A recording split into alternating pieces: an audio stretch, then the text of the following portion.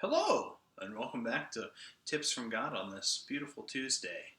Uh, Today's text is from the book of Ephesians, and a little bonus tip on top of the other one that we're getting from God today. If you're looking for a short yet rich and full book of teaching us what it means to be a Christian, how to live out our faith, what the gospel good news of Jesus Christ crucified and risen means, Ephesians. Only 6 chapters. Read it in one sitting, no problem. Yeah, that's a good one. But for our tip today, which is from Ephesians 4, Paul is, well, the writer, attributed to Paul, another video for another time. The writer is writing this letter to Ephesus of how to communicate. What does it look like for Christians to communicate versus, how others communicate? Is there a difference, right? Jesus tells us that we are to love our sisters and brothers as God has loved us. Sure, that communication looks different. In fact, the writer of Ephesians tells us, this is chapter 4, verse 31, put away all your bitterness and wrath and anger and wrangling and slander, together with all malice, and be kind to one another, tender-hearted, forgiving one another, as Christ has forgiven you. This idea that we are communicating as Christ communicated with us. I like to call this truthful communication.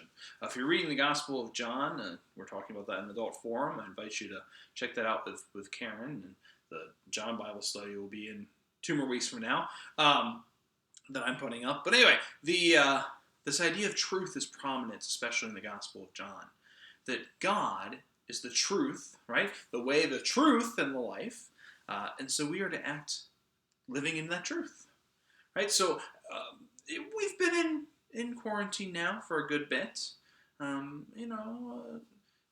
Perhaps certain people in your house, things are getting on your nerves, right? Or being so much close confinement, and it's important, now more important than ever, to be in truthful communication with each other.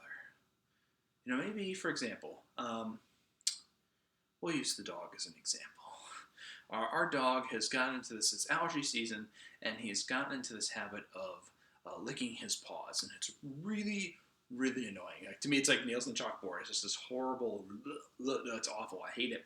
And to communicate, instead of ignoring it, maybe a little Midwestern passive-aggressive, I could say snarky things at him. I tell him directly, Rex, dude, you're killing me.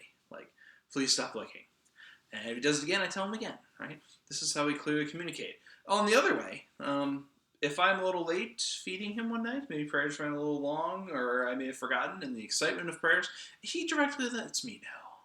He gives me the stare of, come on, where's the food, right? It's important to I'm being a little funny with the dog, but it's important to directly communicate in this time because people are stressed.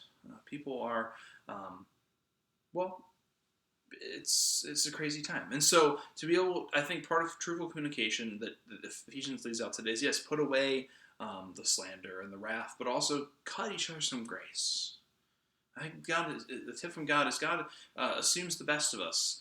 Maybe the count that was made was not how we thought it was made. Give each other a chance.